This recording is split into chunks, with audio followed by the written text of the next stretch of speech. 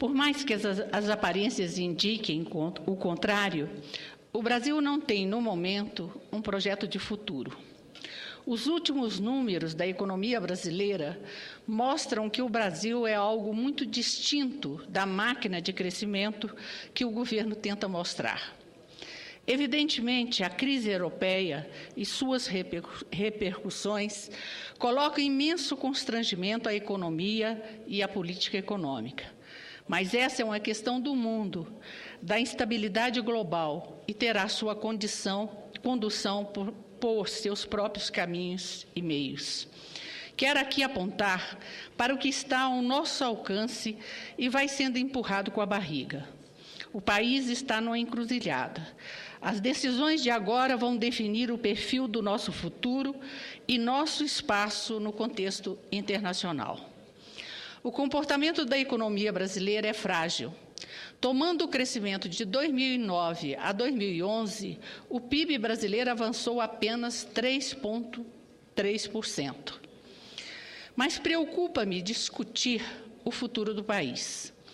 Quero apontar 3 pontos nevrálgicos. Primeiro, nossa indústria de transformação era, ao final de 2011, 5,7% menor que no terceiro trimestre de 2008, momento onde a crise internacional emergiu. Segundo, comparando os mesmos momentos, nossas exportações cresceram apenas 7%. Isso mesmo, em 3 anos, apenas 7%. Terceiro, mas nossas importações no pós-crise explodiram. No último trimestre de 2011, eram 35% superiores ao trimestre onde a crise emergiu em 2008.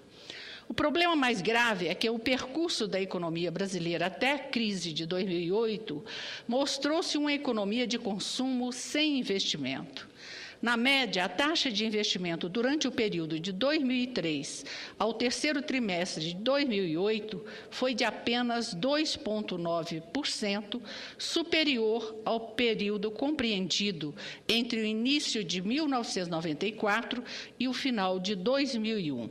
Não se computou o período eleitoral de 2002, onde a forte queda do investimento decorreu das desconfianças em relação à transição que se delineava.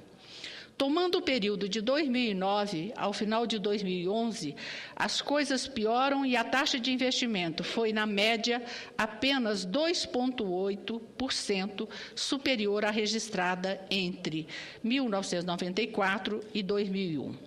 Mas agora a situação é pior que no período pós-crise internacional. Além do consumo sem investimento, temos o crescimento do consumo dado pelo produto importado. As manchetes dos jornais já estamparam que 20% dos bens finais aqui consumidos não são aqui produzidos. Mas sem alarmismo, é pior que isso. Para continuar a sobreviver com o real supervalorizado, as empresas têm que ampliar a presença de insumos importados em sua produção.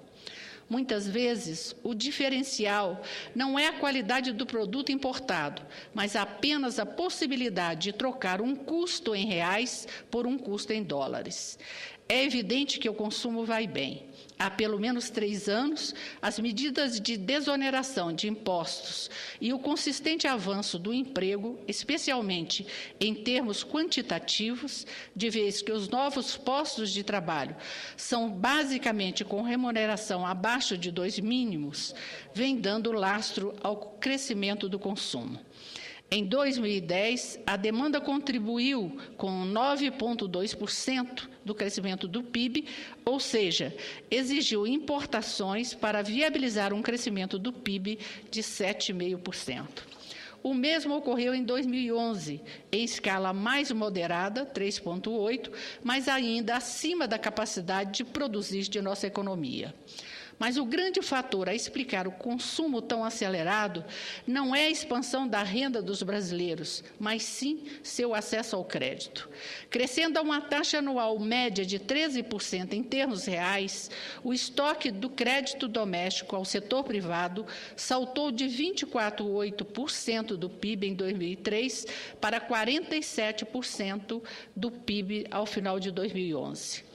Não que a expansão do crédito ou consumo seja ruim, ao contrário, é para dar mais e melhores e mais igualdade a todos que faz sentido dirigir o país.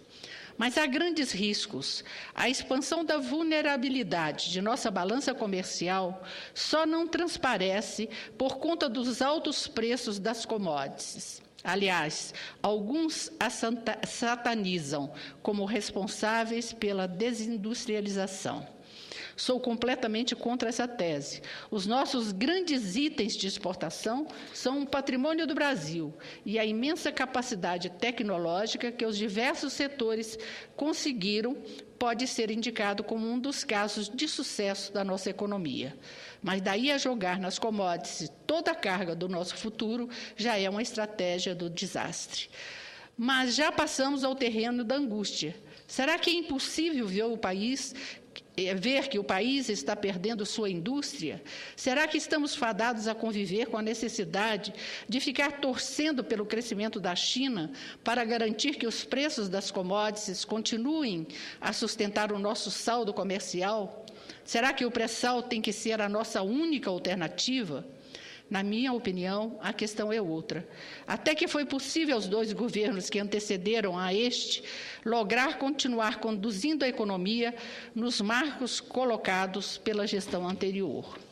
É fácil dar um banho de consumo no país regado a crédito farto, mas desenhar uma nova estratégia de investimento e construção de uma capacidade produtiva é muito mais difícil e envolve coisas que o governo não consegue coordenar. O Pacto Federativo, a institucionalidade do setor elétrico, a forma de compor interesses na indústria do petróleo. O populismo do consumo tem seus limites e o país espera um projeto de futuro. Era o que tinha a dizer, senhora presidente.